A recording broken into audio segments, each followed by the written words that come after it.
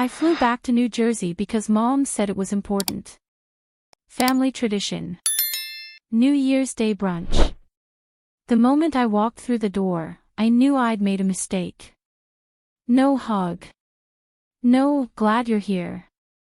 Just Mom glancing at my coat like I tracked mud inside, then turning back to arrange cinnamon rolls on her good china. Lauren was already there, still wearing her office badge from some consulting firm in Connecticut. Josh flew in from Illinois, telling anyone who'd listen about his promotion before he even took off his jacket. Aunts and uncles filled the living room, laughing about Times Square on TV, stomping slush off their boots. I sat on the edge of the couch with my hands folded. 26 years old and I still didn't know where I fit in this house. Mom clinked her glass. That smile she saves for performances spread across her face. All right, everyone. Gifts. She handed one to Lauren first. Then Josh. Then my aunt. My uncle. The pile under the window shrank fast, ribbons falling like confetti across the hardwood floor. I waited for my name. I waited for her to look at me. The last box got opened. Someone laughed at a joke I didn't hear. Then, nothing. Mom picked up her glass again. So, what's everyone's resolution this year? The room kept moving. Like I wasn't sitting right there. Nobody said my name. Nobody asked if something got missed. I didn't say a word. This wasn't new. Growing up, Lauren got the praise. I got the corrections. When things went wrong, Mom's eyes found me first. By high school, I learned silence was safer than fighting back. But this felt different. This was public. Deliberate. After brunch, while everyone debated whether to drive back before the roads iced over, I saw it. Mom pulled Lauren aside near the hallway and handed her an envelope. I caught a glimpse of my name written on the corner in Mom's handwriting. Then I watched her take a thick black marker and cross it out. Right there. Right in front of me. My chest went tight. That night, after everyone left and the house went quiet, I went upstairs to the bedroom I still used when I visited. I shut the door. Sat on the bed. Finally let myself breathe. That's when I checked my phone. 3 missed calls. 1 voicemail. From a law office in Massachusetts I'd never heard of. The message was careful. Professional. This is regarding the estate of Robert Hale. Please call us back. Robert Hale. My grandfather. The next morning, I called from my car. Parked 2 blocks from the house where nobody could hear me through the windows. The lawyer sounded confused when I gave my name. We sent documents weeks ago, he said. They were signed and returned. Signed by who? I asked. Your mother. She had power of attorney listed. My stomach dropped. He explained it slowly, like he thought maybe I already knew. My grandfather, the one who died 3 months ago, the funeral Mom said I didn't need to attend because, it's just family, had left me something specific. Not money. Property. A small piece of land in Colorado, near some town I'd never visited. Undeveloped. Just sitting there with my name on the deed. Or it was supposed to be. Your mother requested it be reassigned, he said. To your sister. We processed it as a family arrangement. I thanked him. Hung up before my voice could crack. That was the first real piece. I didn't go back inside and confront her. Didn't call Lauren and demand answers. Didn't cry in the car like I wanted to. I stayed silent. Because silence buys time. Over the next 2 weeks, I dug. Old boxes in the garage Mom never thought I'd touch. A locked drawer in her desk, I found the key taped under the bottom shelf. Bank statements. Legal papers. A folder marked Robert, estate. And then hospital paperwork. Dated 8 months before I was born. Different last name on the forms. Different city, Baltimore, not New Jersey. None of it made sense until I found the letter. Tucked inside a birthday card from my grandfather I'd never received. The envelope was addressed to me, but it had never been mailed. Just kept in that locked drawer like evidence. The letter was short. Direct. He knew. He knew I wasn't my father's biological child. He knew Mom had hidden it. And he knew exactly why she wanted me quiet, small, and forgettable. The land in Colorado wasn't a gift. It was proof. And Mom tried to erase it. I read that letter 4 times before it sank in. My grandfather wrote it 2 years before he died. He said he tried to tell me in person, but Mom always had a reason I couldn't visit. Always some excuse why he shouldn't call. He wrote about Baltimore. About the man my mother was with before she married my father. How she came back pregnant and made everyone agree to never speak of it. My father knew. He chose to raise me anyway. But Mom never forgave me for existing. That's why she crossed out my name. Why she gave everyone else gifts except me. Why she spent 26 years making me feel like I was the problem. She thought keeping me silent meant keeping me ignorant. She was wrong. I sat on my apartment floor with that letter in my hands and I made a decision. I booked a one-way ticket west. Didn't tell anyone. Didn't leave a note. Except one. The night before I left, I drove back to the house. Let myself in with the key I still had. The tree was still up, Mom always kept it through January. I placed a small box underneath. Inside was a copy of the letter. And a note with 6 words. You should have given me something. Then I locked the door and left. I didn't stay to see her face. Because the land in Colorado. It wasn't empty. And what I found there changed everything. The town was called Ridgewood. Population barely 4,000, tucked against the mountains 2 hours west of Denver. I rented a car at the airport and drove through snow that hadn't been plowed yet. The address the lawyer gave me led to a gravel road that turned into dirt, then just tire tracks through frozen mud. No houses. No buildings. Just open land that stretched toward the tree line. I parked and got out. The air bit cold against my face. Everything was quiet except for wind moving through the pines. For a second, I thought maybe I'd gotten it wrong. Maybe this was just empty property my grandfather bought decades ago and forgot about. Maybe there was nothing here worth hiding. Then I saw the cabin. Small. Tucked back near the trees like it didn't want to be found. The wood was old but solid, and the roof looked like someone had patched it in the last few years. Someone had been taking care of this place. I walked closer. The door wasn't locked. Inside, it smelled like dust and old wood and something else, coffee, maybe. Recent coffee. There was a table. 2 chairs. A small wood stove in the corner. And on the table, a stack of papers held down by a rock. I picked up the first page. It was a deed. The original deed to this land, dated 1987. My grandfather's name signed at the bottom. The second page was a birth certificate. Mine. But not the one I'd seen growing up. This one had a different name in the father's space. A name I didn't recognize. The third page was a letter. Addressed to me, dated 6 months ago. My hands shook as I opened it. Emily.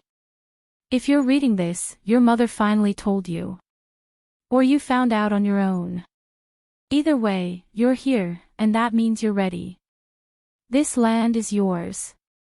Not because of blood or obligation. Because you deserve something that's only yours. Something she can't touch. There's more here than property. Check the lockbox under the floorboards near the stove. Code is your birthday, month and day, 4 digits. You were never the problem. Grandpa Robert. I stood there holding that letter until my hands stopped shaking. Then I walked to the stove, pulled up the loose board he mentioned, and found the lockbox. I entered the code. The lock clicked open. Inside were more papers. Bank statements. Photographs. And a flash drive taped to the bottom. But it was the photograph on top that made my breath catch. My mother. Younger. Standing next to a man who wasn't my father. And she was holding a baby. I sat on the cabin floor with that photograph in my hands for 20 minutes. The man next to my mother looked happy. His arm around her shoulders, her leaning into him like they'd done it 1,000 times. The baby wrapped in a yellow blanket. Me. I flipped it over. On the back, in handwriting I didn't recognize, Baltimore, March 1998. 2 months after I was born.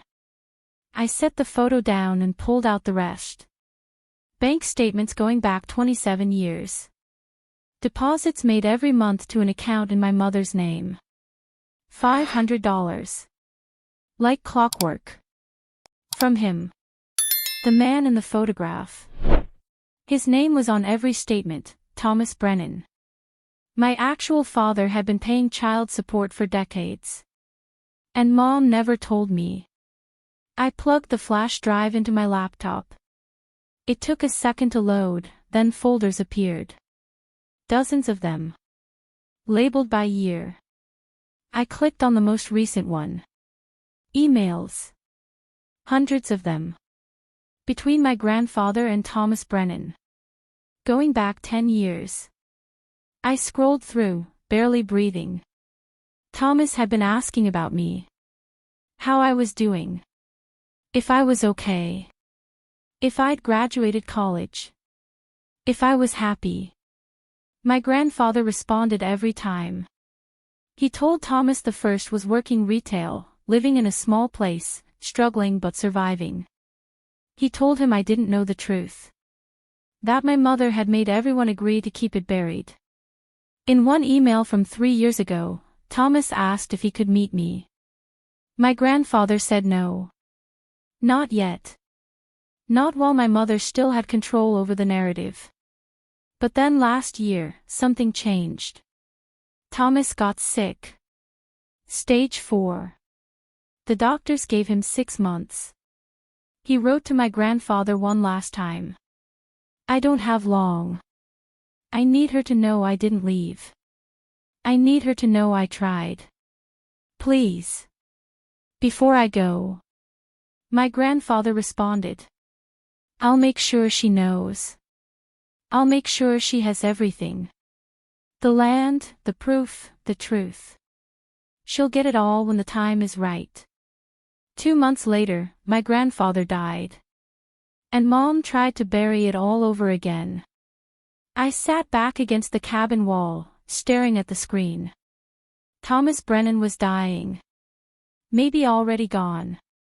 And he'd spent almost 3 decades wanting to know me while my mother cashed his checks and told me I was unwanted. She didn't just steal my inheritance. She stole my entire history. I went through the rest of the flash drive. More emails. Scanned letters Thomas had sent that my mother never gave me. Birthday cards. Christmas cards.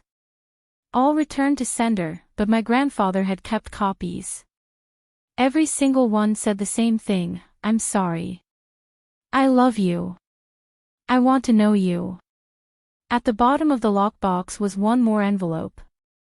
Thicker than the others. I opened it. Legal documents. Notarized. A paternity test from 1998 proving Thomas Brennan was my biological father. And a will. His will. He'd left me everything. His house in Baltimore. His savings. A trust fund he'd been building since I was born. But it all hinged on one thing, proving I was his daughter. And my mother had the only legal birth certificate that mattered.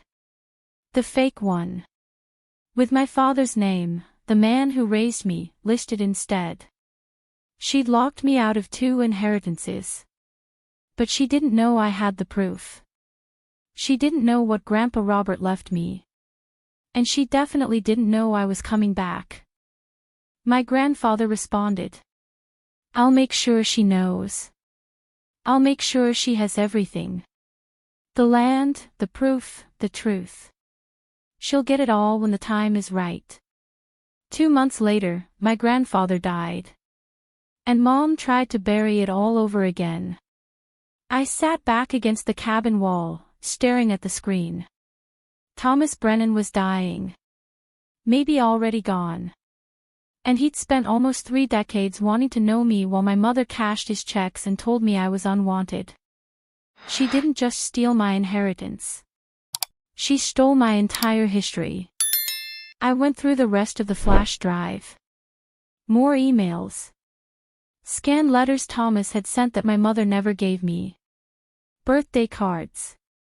Christmas cards. All returned to sender, but my grandfather had kept copies. Every single one said the same thing, I'm sorry. I love you. I want to know you. At the bottom of the lockbox was one more envelope. Thicker than the others. I opened it. Legal documents. Notarized. A paternity test from 1998 proving Thomas Brennan was my biological father. And a will. His will. He'd left me everything. His house in Baltimore. His savings. A trust fund he'd been building since I was born. But it all hinged on one thing, proving I was his daughter. And my mother had the only legal birth certificate that mattered. The fake one. With my father's name, the man who raised me, listed instead. She'd locked me out of 2 inheritances. But she didn't know I had the proof. She didn't know what Grandpa Robert left me. And she definitely didn't know I was coming back. Chapter 6, Building the Case, 600 words. I stayed in that cabin for 3 days. No service. No distractions. Just me and 2 decades of evidence my mother thought was gone. I organized everything. Made copies. Photographed documents. Backed up the flash drive to 3 different places. Then I started making calls. The first was to a lawyer in Baltimore. Not the one handling my grandfather's estate, someone new. Someone Mom didn't know. I explained the situation. Sent over the paternity test, the will, the bank statements showing 27 years of child support. He called me back 2 hours later. This is airtight, he said. Your mother committed fraud. She accepted money under false pretenses, hid your biological father's identity, and interfered with 2 separate inheritances. If you want to pursue this, you have a case. I asked what that would look like. Civil suit for fraud and emotional damages. Possibly criminal charges for forgery if she signed documents in your name. And you'd file to claim Thomas Brennan's estate as his legal heir. How long would it take? Depends on if she fights it. But with this evidence. Not long. I thanked him and hung up. The second call was harder. I looked up Thomas Brennan. Found an obituary from 2 months ago. Services held in Baltimore. Survived by no immediate family. He died alone. Waiting to meet me. I sat with that for a long time. Then I called the funeral home listed in the obituary. Asked if anyone had claimed his belongings. No, ma'am, the woman said. Everything's still in storage. We've been trying to locate next of kin, but the address we had didn't pan out. Because Mom probably threw away those letters too. I told her I was his daughter. That I just found out. That I had proof. She went quiet for a second, then said, "Honey, he left a box here. Said if anyone ever came looking, to give it to them." Hold on. I heard shuffling. Papers rustling. She came back. "It's marked for Emily Parker." "That you?" My throat went tight. "Yes. I'll ship it." "Where are you?" I gave her the address of my apartment back east. Then I asked what else was in storage. "Not much. Some furniture. Personal items. A car, I think." "You want me to hold it all until you get here?" I told her yes. I'd be there within the week. After I hung up, I sat on the cabin steps and watched the sun drop behind the mountains. Thomas had left me a box. Something he wanted me to have, even if we never met. And Mom had spent my entire life making sure that moment never happened. I thought about going home.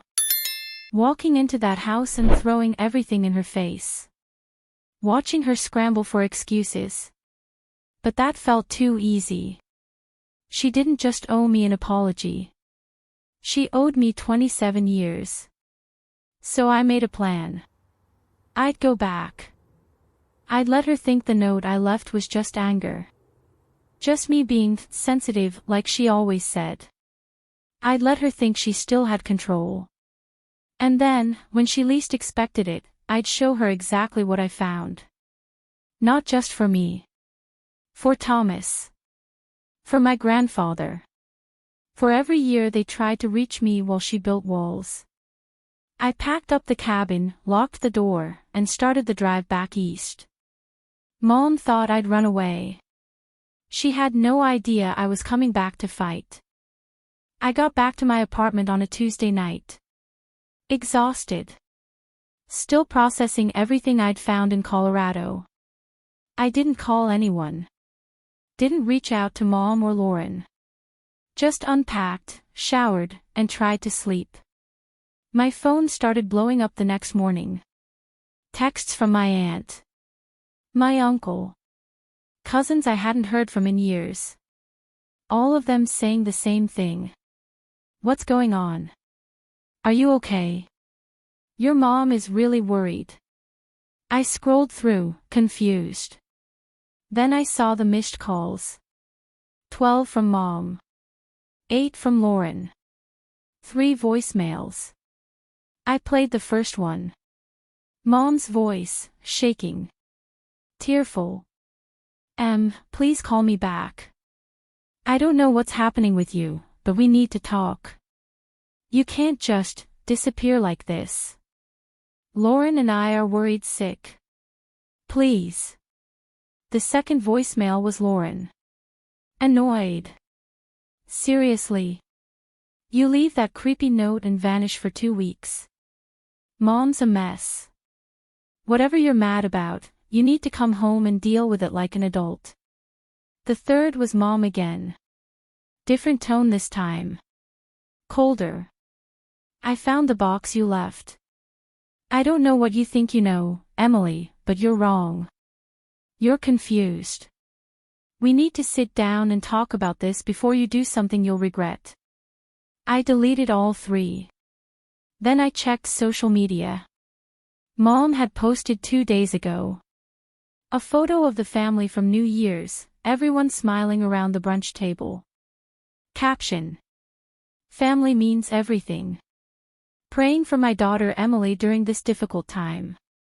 If you're reading this, sweetheart, please come home. We love you. The comments were full of concerned relatives and neighbors. Sending prayers. Hope she's okay. Always here if you need anything.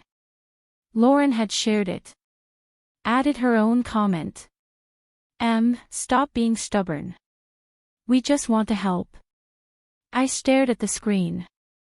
She was doing exactly what I knew she'd do. Playing the victim. Making it look like I was unstable, ungrateful, running away for no reason. She'd done this before. Anytime I pushed back, anytime I questioned her, she'd flip it. Make me the problem. Tell everyone I was overreacting, too emotional, couldn't handle family dynamics. And people believed her. Because she was good at it. But this time was different. This time I had proof. I drafted a response in my head a dozen times. Thought about posting the letter, the documents, everything. But something stopped me. If I went public now, she'd twist it. She'd say I doctored the papers. That grief over losing my grandfather made me paranoid. That I was lashing out because of some imagined slight at New Year's. She'd make me look unstable before anyone saw the truth. So I stayed quiet. I replied to my aunt with something vague, I'm fine. Just needed space. I'll reach out soon. Ignored Lauren completely. And I didn't respond to Mom at all. Instead, I contacted the lawyer again. Told him what was happening. That's not uncommon, he said. People start controlling the narrative when they know they're in trouble. Don't engage. Let her talk. Everything she says now can be used later. He told me the paperwork was almost ready. That we'd file in 2 weeks if I was sure I wanted to move forward. I told him I was sure. Before I hung up, he asked me one more question. Do you want to give her a chance to settle this quietly? Or do you want this public? I didn't even hesitate. Public. Because she made it public first. And now she was going to face the consequences in front of everyone who believed her. I called a family meeting. Told Mom I wanted to talk. That I was ready to come home and work things out. She sounded relieved on the phone. Eager. Like she'd won. Of course, sweetheart. We can fix this. Family always figures it out. I asked her to invite everyone. Lauren, my aunt and uncle, Josh. Anyone who was at New Year's. She hesitated. Are you sure? Maybe it should just be us. No, I said. I want everyone there. Sunday afternoon. Same place we did New Year's. She agreed. I drove down Saturday night. Stayed in a hotel 20 minutes away. Didn't tell anyone I was already in town. Sunday morning, I went over the plan one more time. Documents organized in a folder. Flash drive in my pocket. Lawyer on standby in case things went sideways. I got to the house at 2. Everyone was already there. Sitting around the living room like an intervention. Mom stood when I walked in. Tried to hug me. I stepped back. Let's just sit. Her face tightened, but she nodded. Sat down on the couch next to Lauren. My aunt looked uncomfortable. Josh kept checking his phone. My uncle cleared his throat like he was about to say something, then didn't. Mom folded her hands in her lap. We're glad you're here. We've all been so worried. I set the folder on the coffee table. I found something in Colorado, I said. The room went still. Mom's expression didn't change, but her shoulders stiffened. What are you talking about? Lauren asked. I opened the folder. Pulled out the first document. The original deed to the land. My name on it. Grandpa Robert left me property. A cabin. Some land outside Denver. I looked at Mom. You signed papers reassigning it to Lauren. Without telling me. Mom's jaw tightened. That was a family decision. The land wasn't worth anything, and Lauren could actually use it for. It wasn't yours to give away. Silence. I pulled out the next page. The hospital paperwork from Baltimore. I also found these. From before I was born. Mom's face went pale. Lauren leaned forward. What is that? Records from a hospital in Maryland. Different last name. Different city than where Mom said I was born. My aunt shifted in her seat. Emily, what are you trying to say? I pulled out the photograph. My mother, younger, holding a baby. Standing next to a man who wasn't my father. I slid it across the table. That's Thomas Brennan. My biological father. The room erupted. Lauren grabbed the photo. What? No. That's not. Mom stood up. You don't know what you're talking about. You're confused. Grief is making you. He paid child support for 27 years. I pulled out the bank statements. Slid them across. $500 a month. Every month. Into an account in your name. My uncle picked up the statements. Started reading. His face changed. Is this real? He asked Mom. She didn't answer. I kept going. He wanted to meet me. He asked Grandpa Robert if he could. You said no. You kept every letter he sent. Every birthday card. Returned them all. Emily, stop. Mom's voice cracked. You're making this worse. Worse than what? Worse than you stealing 2 inheritances. Worse than lying about who I am for 26 years. Lauren stared at Mom. Is she telling the truth? Mom opened her mouth. Closed it. Her hands were shaking. Answer her, my uncle said. Mom sat back down slowly. Like her legs couldn't hold her anymore. It's not what you think, she said quietly. Then tell us what it is, my aunt said. Her voice wasn't kind anymore. Mom looked around the room. At all of us watching her. Waiting. Thomas and we were together before I met your father, she said to me. It didn't work out. I came back home. I was pregnant. Your father, the man who raised you, he knew. He chose to be your dad anyway. That's not the whole story, I said. I pulled out the emails. The ones between my grandfather and Thomas. Printed and highlighted. Thomas didn't leave. You pushed him out. He tried to stay involved. Tried to help. You told him to disappear or you'd make sure he never saw me. I read directly from one email. Thomas writing to my grandfather 3 years after I was born. She won't let me see Emily. Won't return my calls. I send money every month because it's the right thing to do, but I don't even know if my daughter knows I exist. Mom's face crumpled. He wasn't stable. He wasn't ready to be a father. He paid you for 27 years. My voice was louder now. He set up a trust fund. He left me everything when he died. And you hid all of it.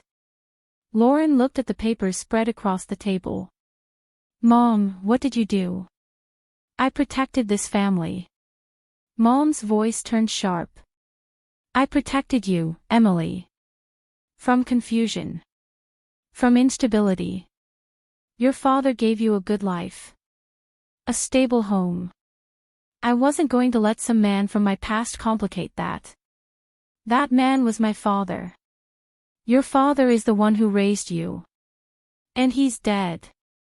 My voice cracked. He died when I was 19. And I never got to know Thomas because you decided I didn't deserve that choice. The room was silent except for my breathing. Josh spoke up from the corner. What about the inheritance? I pulled out Thomas's will. He left me his house in Baltimore. His savings. A trust fund worth over $200,000. My aunt gasped. But I couldn't claim it because the only legal birth certificate on file listed the wrong father. Mom made sure of that. I looked at her.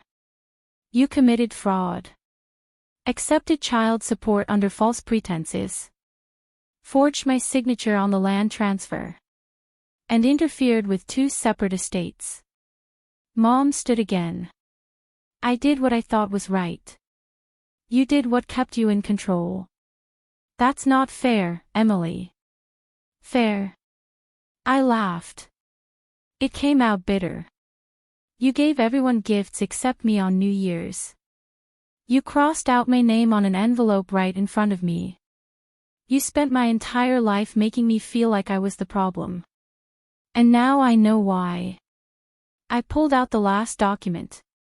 The paternity test from 1998. I was proof you weren't perfect. Proof you had a life before Dad that didn't fit your story. So you buried me along with the truth. Lauren stared at Mom. Did you really cross out her name? Mom didn't answer. She did, I said. I saw it. An envelope with my name, handed to you. I looked at Lauren. What was in it? Lauren went pale. Reached into her purse. Pulled out an envelope. Inside was a check. Made out to me. From my grandfather's estate. $20,000. Mom had given it to Lauren instead. My uncle stood up. I think we need to leave. No. I stayed seated. Everyone needs to hear this. Because she made my exclusion public. She posted about me on social media. Made me look unstable. And now you all get to see why I left. Mom's face twisted. You're destroying this family. You already did that. I'm just telling the truth. She grabbed her purse. Headed for the door. Where are you going? Lauren asked. I don't have to sit here and be attacked. Yes, you do, my uncle said. Sit down. Mom froze. Turned around. And for the first time in my life, I saw her look afraid. Mom didn't sit back down. She left. Walked out the front door and got in her car. Nobody stopped her. Lauren sat staring at the check in her hands. I didn't know, she said quietly. She told me this was for a family emergency fund. That you'd agreed to it. I didn't respond. My aunt picked up the photograph of Thomas holding me. He looks happy. He was, I said. According to the emails, he wanted to be part of my life. Mom just wouldn't let him. This is. My uncle trailed off. Shook his head. I don't even know what to say. Josh leaned back in his chair. So what happens now? I'm filing a lawsuit. For fraud, emotional damages, and interference with the estates. My lawyer says it's airtight. Lauren looked up. You're suing Mom? Yes. Emily, she's still our mother. And she still stole from me. Lied to me. Made me believe I was unwanted while my real father spent 27 years trying to reach me. Lauren set the check down. This is going to destroy her. She destroyed me first. Silence filled the room. My aunt stood. Walked over. Put her hand on my shoulder. I'm sorry. We should have seen it. Should have said something at New Year's. I nodded. Didn't trust my voice. One by one, they left. My aunt and uncle first. Then Josh. Then Lauren, still holding that check like she didn't know what to do with it. I stayed in the empty house. Looked around at the place I grew up. The table where Mom handed out gifts to everyone except me. The tree where I left the box that started all of this. My phone buzzed. A text from Lauren, keep the check. It's yours. I'm sorry. Another text. From the lawyer, paperwork filed. She'll be served tomorrow. I walked upstairs to my old bedroom. Sat on the bed. Let everything from the past 3 weeks finally hit me. I'd found out I wasn't who I thought I was. That my real father died wanting to know me. That my mother spent decades burying the truth because it didn't fit her version of our family. And now I was suing her. Making it all public. Burning down whatever was left of our relationship. Part of me felt guilty. Most of me felt free. 3 days later, Mom called. I didn't answer. She left a voicemail. We need to talk. Please. Before this gets worse. I deleted it. A week after that, her lawyer reached out. Asked if I'd consider settling privately. I told mine no. This needed to be public. The same way my exclusion was public. The same way she made me look unstable on social media while hiding what she'd done. The lawsuit moved forward. I flew to Baltimore. Picked up Thomas's belongings from the funeral home. The box he left had letters inside. Dozens of them. All addressed to me. All returned unopened. I read every single one. He'd written about his life. His job. Things he wished he could teach me. Places he wanted to take me. The last letter was dated 2 weeks before he died. I hope someday you read this. I hope you know I tried. I hope you know you were wanted. I sat in his house, my house now, and cried for the father I never got to meet. And for the years my mother stole from both of us. So here's my question for you. If someone spent your whole life making you feel invisible, then tried to erase proof you were ever supposed to matter, how far would you go to take it all back?